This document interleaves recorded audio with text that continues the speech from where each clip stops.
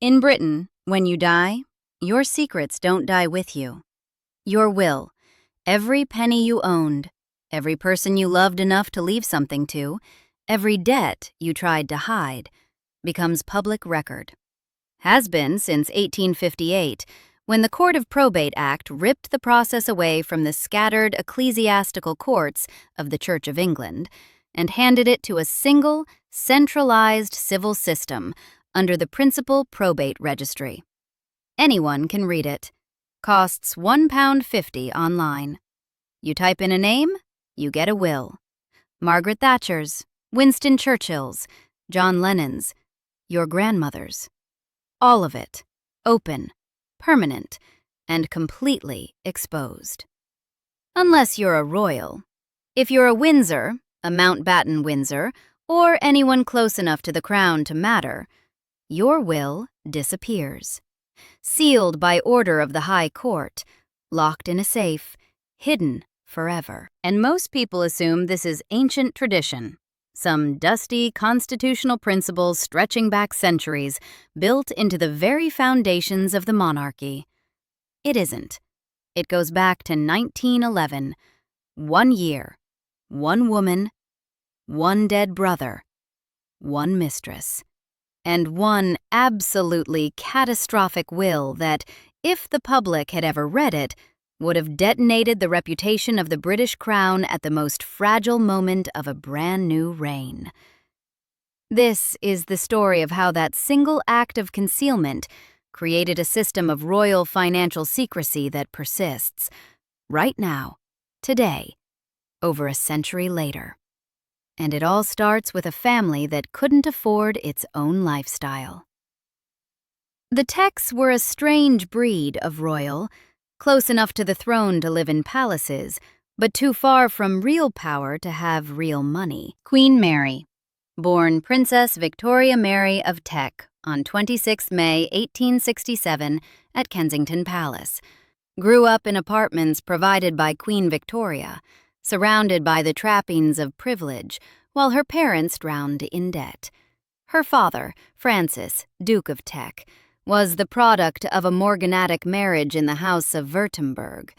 That word, morganatic, sounds obscure, but it's the key to everything that followed. In the rigid caste system of European royalty, a morganatic marriage meant the spouses were of unequal rank.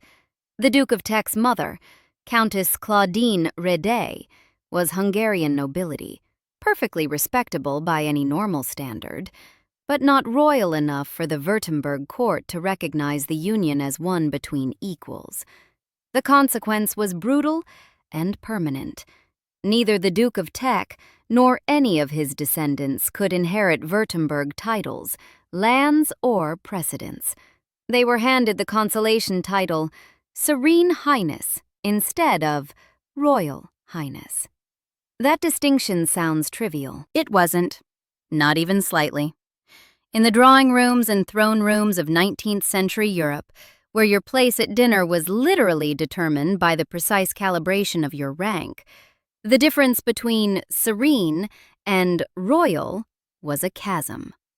The Almanach de Gotha, the obsessively detailed registry of European noble and royal houses that functioned as the social Bible of the era, classified families with morganatic origins separately, a permanent ink stain on the page. At German courts, the Duke of Teck was made to feel it.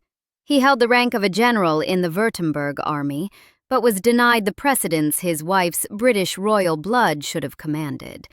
At formal dinners in Stuttgart and Vienna, he entered rooms after properly royal princes.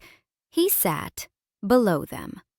Minor royals from minor German principalities, men whose territories you could ride across in an afternoon, outranked him because their mothers had been the right kind of princess, and his hadn't. He grew bitter, short-tempered, prone to explosive rages that his family learned to navigate like weather. His wife, Princess Mary Adelaide of Cambridge, Queen Mary's mother and a granddaughter of King George III, had genuine royal standing, but also had a spectacular talent for spending money she didn't have. The debts got so bad the family was eventually packed off to Florence in the mid-1880s. A genteel exile. A polite way of saying, "Stop embarrassing us." They lived in rented villas, economizing badly, while the Duke of Teck fumed about his diminished status, and Mary Adelaide continued to overspend on a reduced budget. This is critical to understanding everything that comes later. The Teck children grew up marinated in a very specific kind of anxiety. The anxiety of people who look rich, but aren't, who look royal, but carry a permanent asterisk next to their name, who understand that one wrong step could collapse the whole elaborate performance. Young Mary, May to the family, learned something sharp from all this. Appearances were everything. Money was fragile. Dignity had to be defended, constantly, because it wasn't guaranteed by birth. She absorbed that lesson like iron. It became the architecture of her entire personality. Her brother Frank absorbed a rather different one.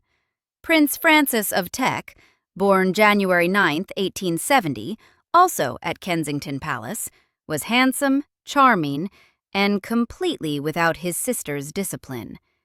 He joined the first Royal Dragoons, looked marvelous in uniform, and promptly dedicated his life to gambling, socializing, and women. Debts piled up.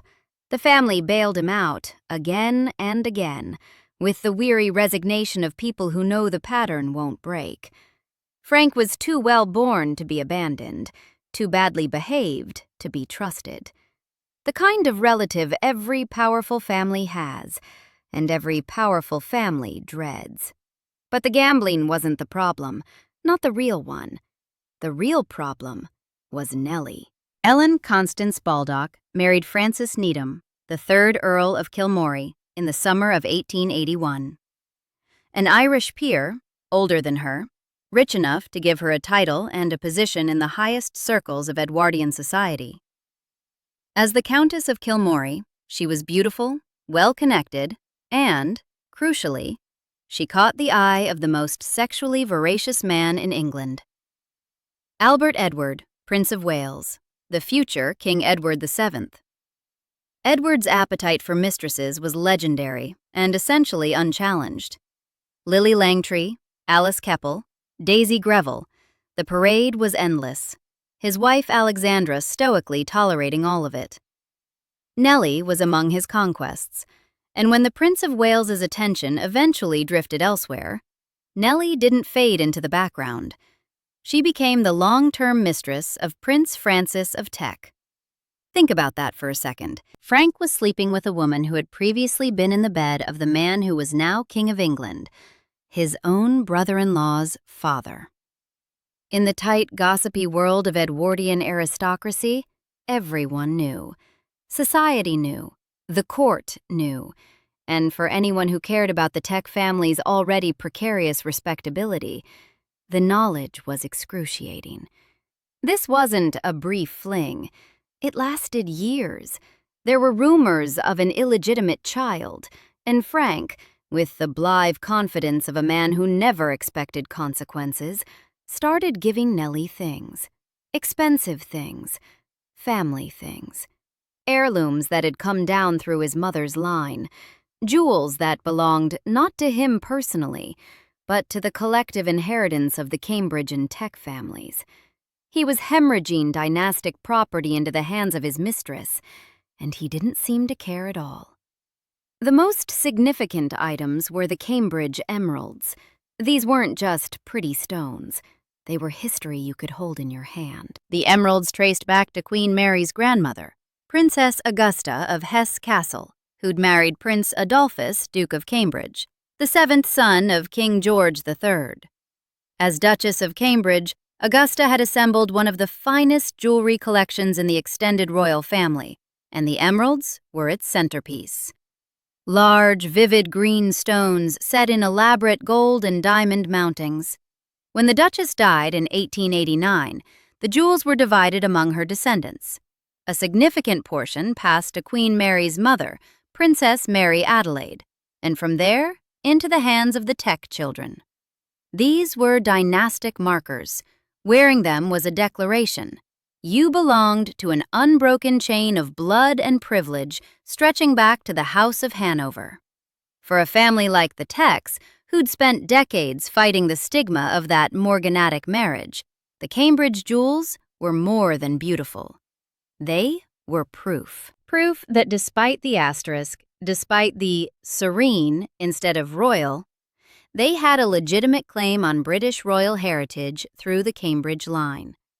Losing them wouldn't just be financially painful, it would be an erasure. They weren't Frank's to give away. He gave them away anyway.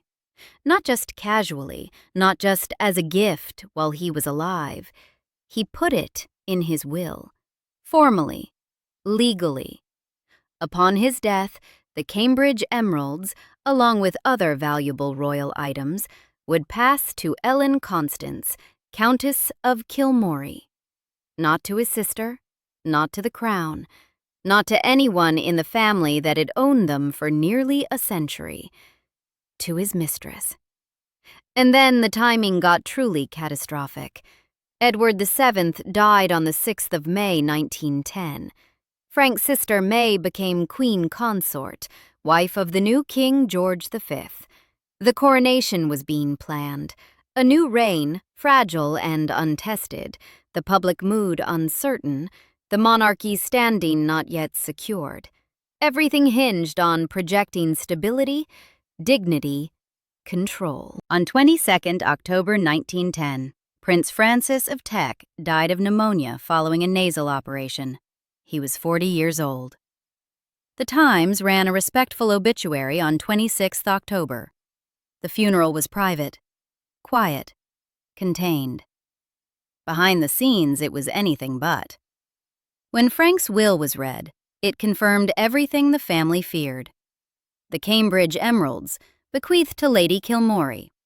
If this will went through probate in the normal way, it would become, under the law that had governed English wills since 1858, a public document. Any journalist, any gossip columnist, any political radical looking for ammunition against the hereditary principle could walk into the probate registry and read it. The new queen's brother, his mistress, the old king's mistress.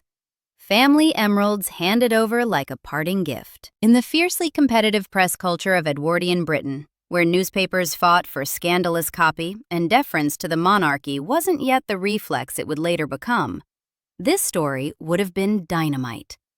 Queen Mary didn't panic. She did something far more consequential. She made the scandal disappear. You have to understand who this woman was to grasp what happened next.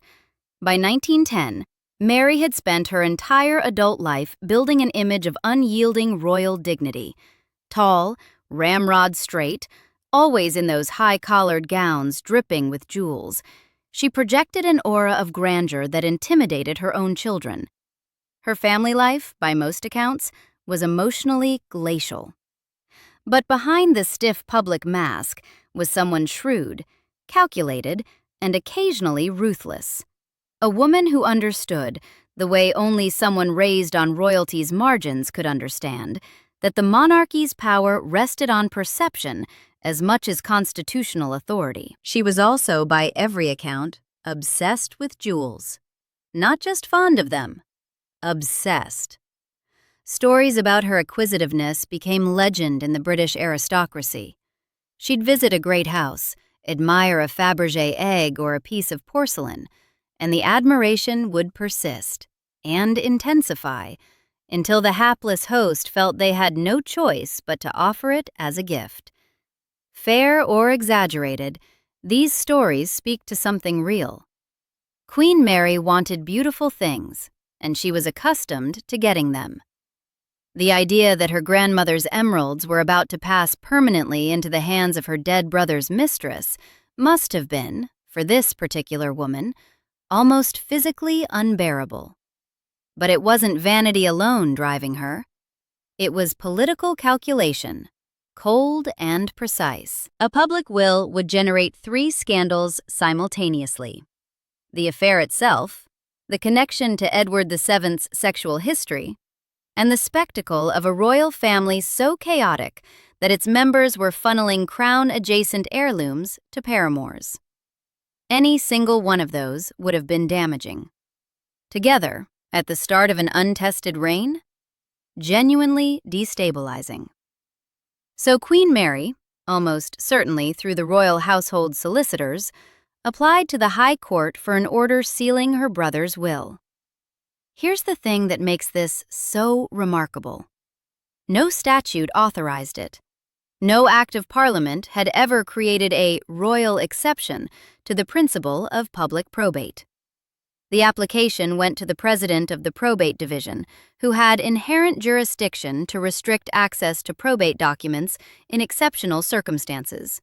A general, equitable power, vague enough to stretch in whichever direction the judge was inclined. And in the Britain of 1911, judges were very much inclined to defer to the Crown on matters touching its dignity. The order was granted. Francis of Teck's will was sealed, removed from public inspection, locked away.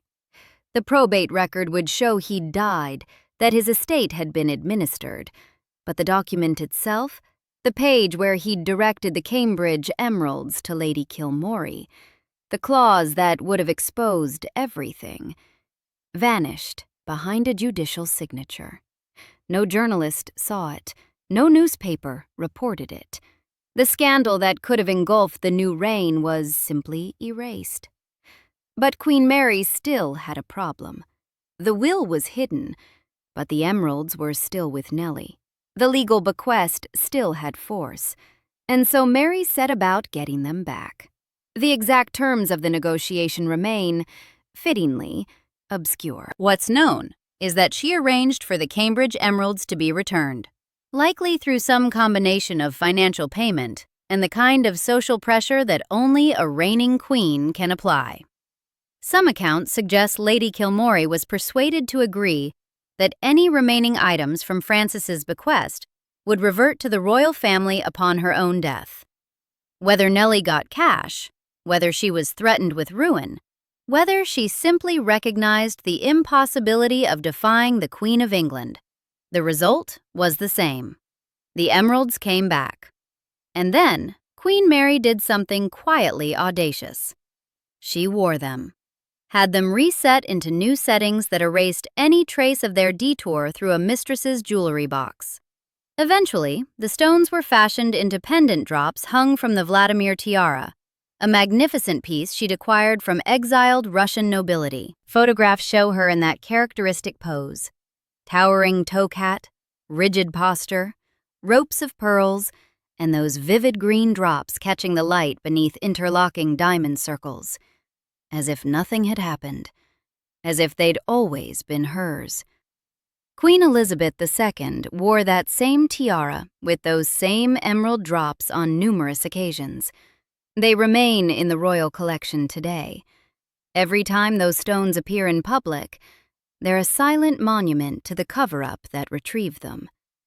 Now, if the sealing of Frank's will had been a one-off, an emergency measure never repeated, this would be a fascinating historical anecdote and nothing more.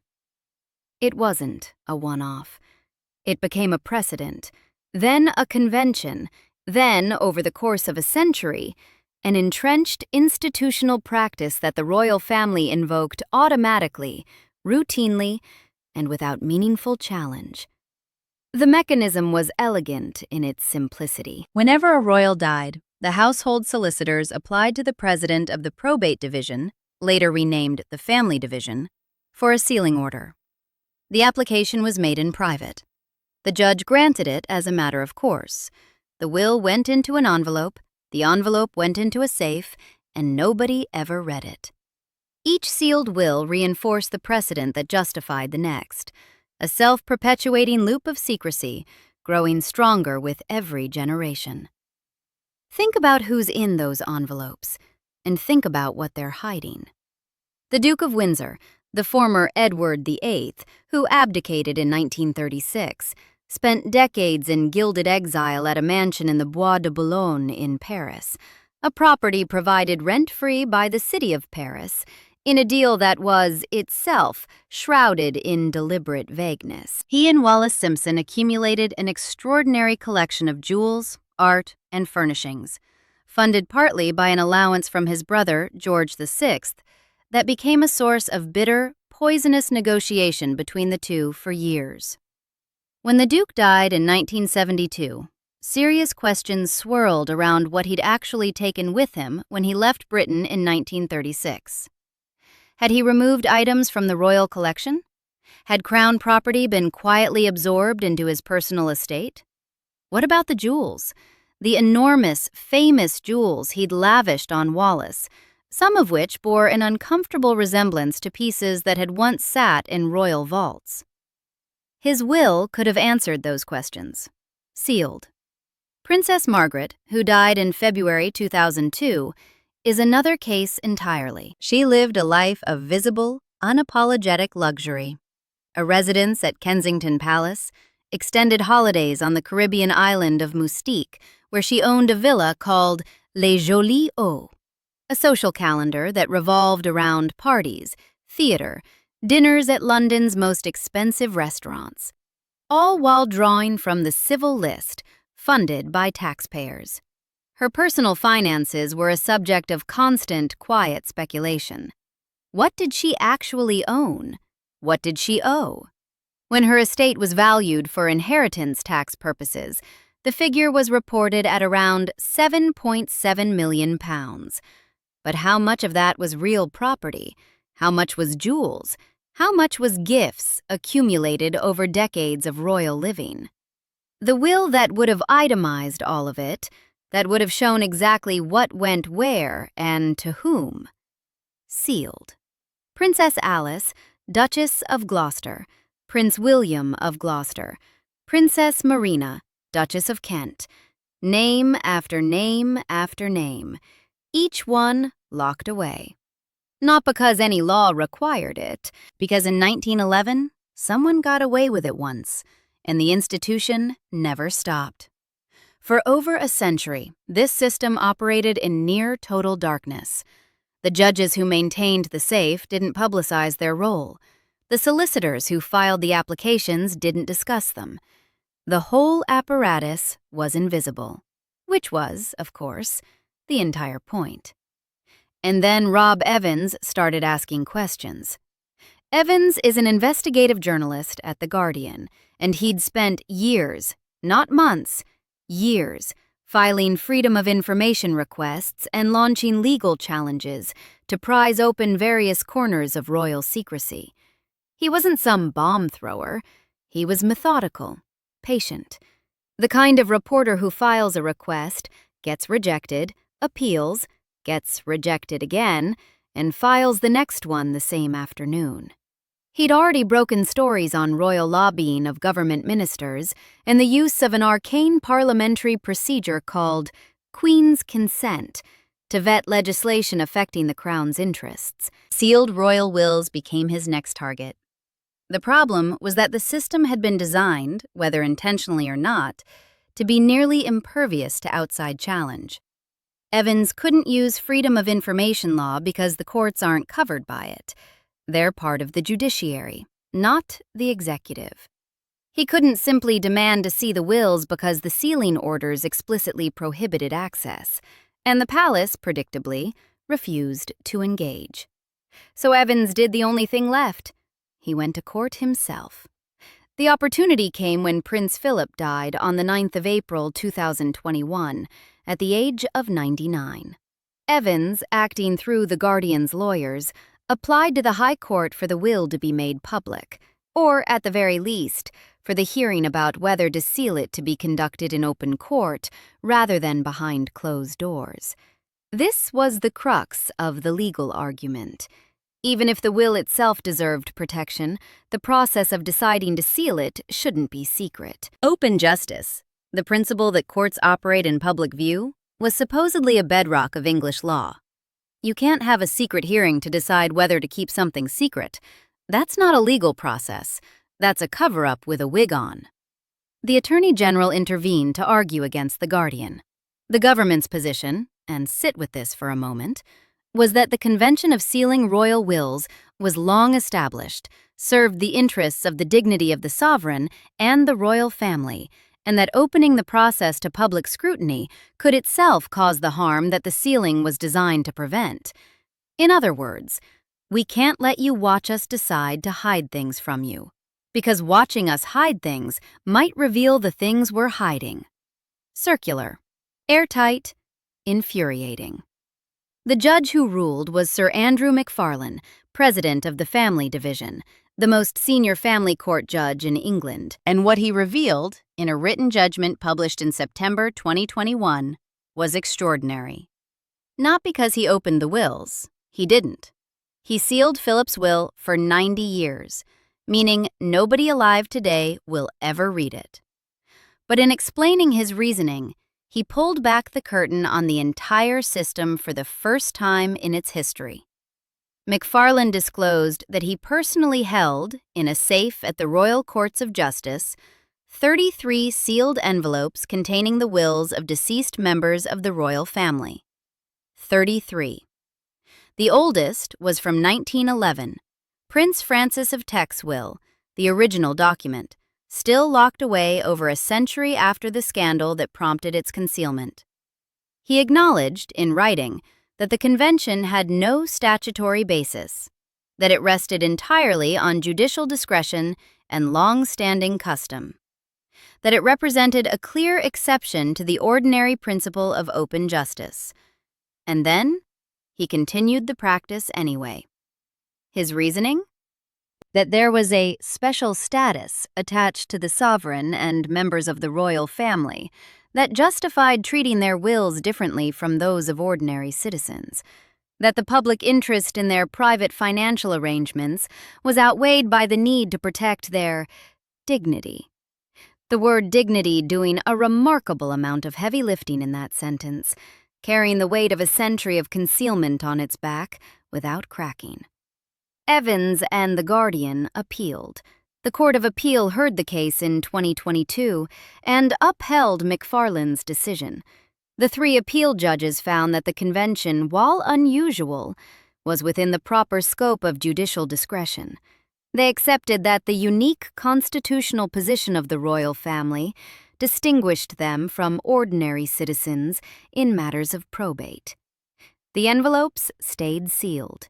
The safe stayed locked, and the precedent that Queen Mary created in 1911, stretching, bending, but never breaking, rolled on into its 2nd century. So what's actually hidden in those 33 envelopes? We can only speculate about most of them, which is, of course, exactly the point. But some details have leaked through the cracks over the years, and what's emerged is revealing. The Queen Mother died on March 30th, 2002, aged 101. Her will was sealed immediately. Reports have long suggested it concealed a £7 million overdraft at Coutts, the exclusive private bank that serves the royal family. £7 million. In debt. A woman who lived in Clarence House and Royal Lodge, was supported by public funds from the civil list, attended by publicly funded servants, driven in publicly funded cars, and died owing $7 million. If true, that's precisely the kind of information the public has a legitimate interest in knowing about a publicly funded figure. Where did the money go? How did a woman with minimal personal expenses accumulate that kind of debt? Was it paid off by the Queen from private funds? Or did taxpayer money somehow flow into the gap? We'll never know. Sealed. Queen Elizabeth II died on the 8th of September 2022. Her will was sealed too. What it contains, the distribution of her substantial private wealth, whose true scale has never been independently verified, the allocation of her enormous personal jewelry collection, the financial arrangements for her children and grandchildren, any trusts, any gifts, any debts, nobody outside the innermost circle will ever know. And all of it, every sealed envelope, every hidden debt, every concealed fortune, traces back to one moment, one woman, one decision. It's worth stepping back to see the fuller picture, because the sealed wills don't exist in isolation. They're the first brick in what became a much larger wall of royal financial opacity. The royal family didn't pay income tax at all until 1993, and even then it was a voluntary arrangement, not a legal requirement, made by the Queen in response to public anger after the Windsor Castle fire. The sovereign grant, which funds the monarchy's official activities, comes from a percentage of Crown estate profits. But the Crown estate itself, £15.6 billion in assets as of 2023, sits in a legal gray zone, technically belonging to the monarch in right of the Crown, but administered by an independent body. The distinction between the sovereign's private wealth and public assets has always been murky by design. Nobody outside the palace knows exactly how much the royals are personally worth, because the mechanisms that would reveal it, tax returns, probated wills, financial disclosures, either don't apply to them or have been sealed shut. The wills are the foundation of that whole structure. The original Act of Concealment, back in 1911, established the principle that the royal family's financial affairs were nobody's business. Everything else grew in its shadow. Think about the absurdity of what we're left with. In Britain, if you're a plumber from Swindon, your will is public. Your debts, your gifts, your grudges, exposed for £1.50. But if you're a member of the institution that theoretically embodies the nation, a family funded by taxpayer money through the sovereign grant, a family that didn't even voluntarily agree to pay income tax until 1993, your financial life at death is sealed away forever by a judge sitting in private, exercising a power that no parliament ever granted, following a convention that no legislature ever approved. All because in 1911, one woman was embarrassed by what her brother left his mistress. That's it. That's the whole foundation.